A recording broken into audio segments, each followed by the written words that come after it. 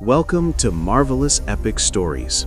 In the last episode 11, we saw King Parikshit dying from the poisonous fire of Dakshaka. In this episode, let's learn about Janamejaya deciding to perform the Sarpa Yagam, the serpent sacrifice. If you like this video, don't forget to like and subscribe. When Shaunaka asked Suta about Janamejaya's Sarpa Yagam, Suta began to narrate.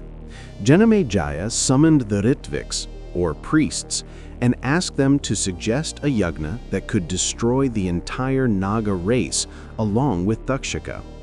The Ritviks replied that the Sarpa Yagam was mentioned in the Puranas, but no one had performed it until then.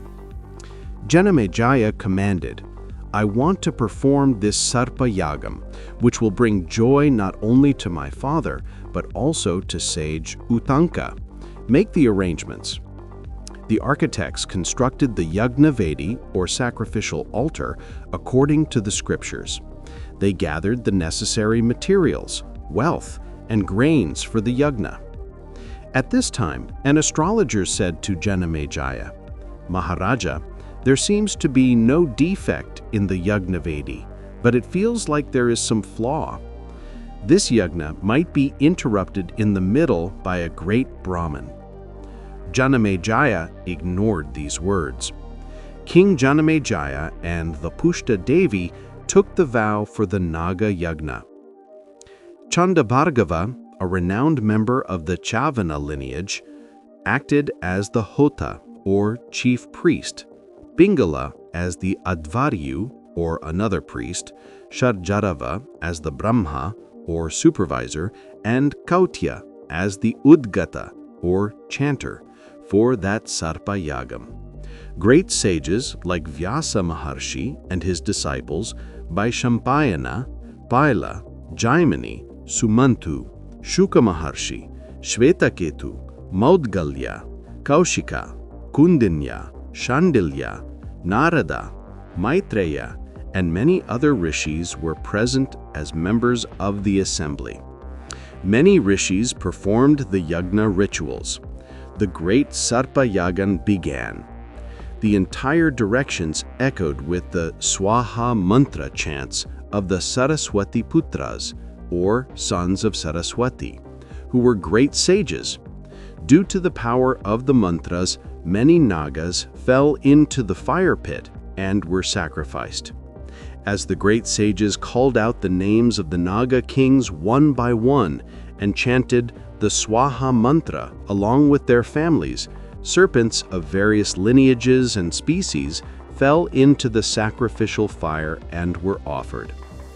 Serpent princes of the Vasuki lineage, such as Gotisha, Manassu, Airavata Naga lineage members such as Shishurona, Suroma, those born in the Kauravya lineage such as Kundalu, Kumaru, and those born in the Dhritarashtra lineage such as Shankukarna, Shakuni, Aruni, all fell into that sacrificial fire and were offered.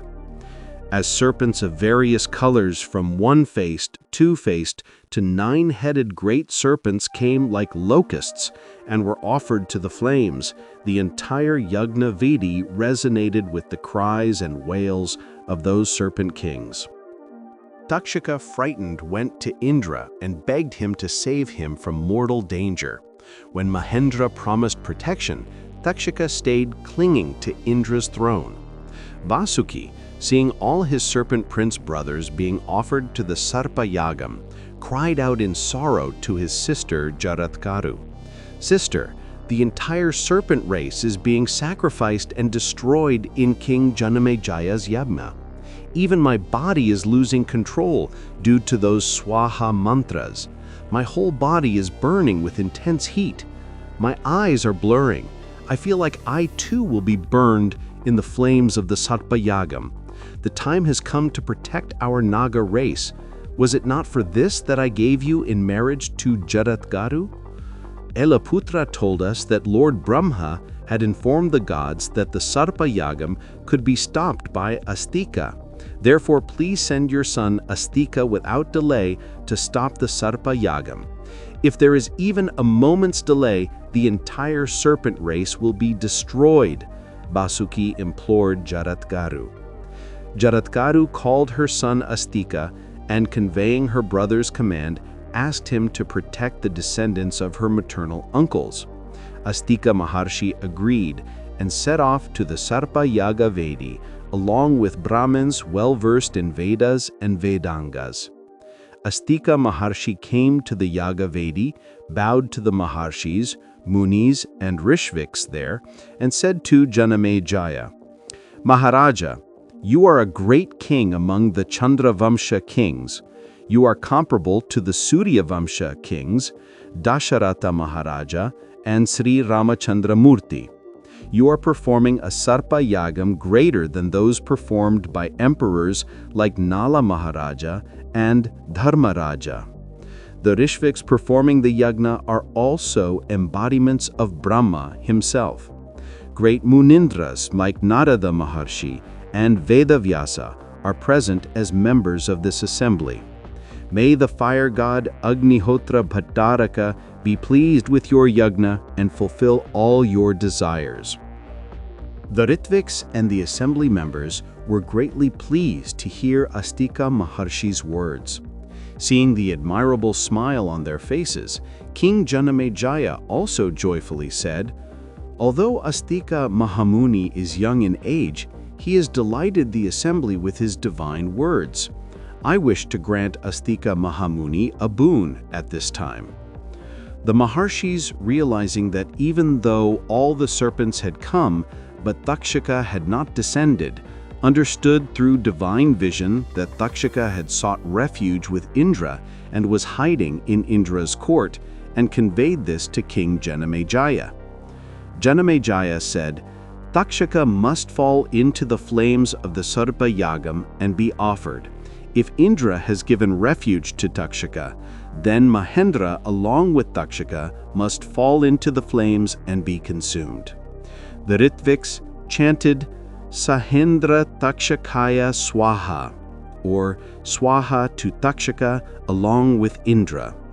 As soon as Devendra heard the sound of those mantras, he was gripped by extreme fear, and forgetting his promise of refuge to Takshaka, he took refuge in his palace in Swargaloka. As soon as Devendra left him in that manner, Takshaka lost all hope for his life. Takshaka, who had lost consciousness due to fear of death, lost control over his body due to the power of the Rishviks mantras and began to approach the yagna site with cries of agony.